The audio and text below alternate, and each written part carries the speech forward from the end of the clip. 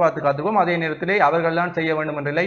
கிராமங்களில் இருக்கக்கூடிய இளையோர் அமைப்புகள், விளையாட்டுக் கழகங்கள், இளைஞர் சார்ந்த கழகங்கள் அத்தனையும் இதழ்களில் நீங்கள் முடியும் என்றால் உங்களால் மேற்கொள்ளக்கூடிய உதவிகளை அவர்களுக்கு செய்யுங்கள். குறிப்பாக கர்ப்பிணி பெண்கள், மற்றது வயோதிபர்கள், முதியவர்கள், சிறுவர்கள், புதிதாக பிள்ளைகளை ஈன்றெடுத்த அந்த பிள்ளைகளோடு வாழக்கூடியவர்கள், அவர்களுக்கு மிகப்பெரிய உதவிகள் தேவைப்படும் இந்த இடர்காலத்திலே அவர்களுக்கு தேவையான உதவிகளையும் செய்து கொடுங்கள். அடுத்து பல்கலைக்கழக மாணவர்கள் மீதும் சமூகத்துக்கு ஒரு பெரிய எதிர்பார்ப்பு இருக்கிறது. முடிந்தால் உங்களையும் பாதுகாத்து இந்த வெள்ள காலங்களிலே உங்களை சூழ்ந்திருக்கக்கூடிய சமூகத்திலே உதவிகள் செய்ய வேண்டி அவர்களுக்கும் தேவையான உதவிகளை கொடுங்கள். அதே நேரம் வெளி மாவட்டங்களிலிருந்து இங்கே தங்கி படிக்கக்கூடிய மாணவர்கள் ஒருவேளை தாழ்வு நில பகுதிகளில் அவர்கள் வழியிலே தங்கி இருந்தால் அல்லது வீடுகளுக்குள் வெள்ளம் புகுந்தால் அவர்களுக்கான உதவிகளையும் செய்ய வேண்டும். எனவே அவர்களையும் உடனடியாக தொடர்பு கொண்டு அவர்களுக்கான உதவிகளையும் மேற்கொள்ள அனைவரும் தயாராக இருங்கள். அதே நேரம் இன்றைக்கு இந்த தங்களை கொடைவள்ளர்களாக என்று காட்டிக்கொள்ளக்கூடியவர்களும் இன்றைய தினத்திலே நிச்சயமாக இந்த காலகட்டத்தில் எங்களுடைய மக்களுக்காக உதவி செய்ய வேண்டியவர்களாக இருக்கிறார்கள். அதை தாண்டி என்ன உதவி என்றாலும் சமூக வலைத்தளங்களிலே பதிவிடுங்கள்.